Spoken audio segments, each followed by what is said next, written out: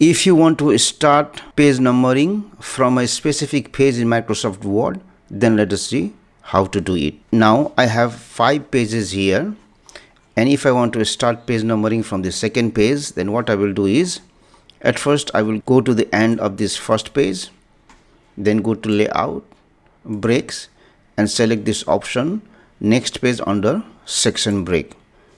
So once I have done section break, then what I will do is, I will go to second page, then I will go to insert, page number, select page number, and it's up to you if you want to put the page number on the bottom or on the top. Let me select top and center, and I will go to format and I will select start at 1 and then OK and OK. Now if you see, page number has started from 1, but still there is page number on first page also. So what I will do is, I will double click on this page number 1 which is on the second page, and I will disable this button link to previous. Once I do it, I will go to this page number which is there on the first page and then delete it and then click outside. Now you can see there is page number from second page only.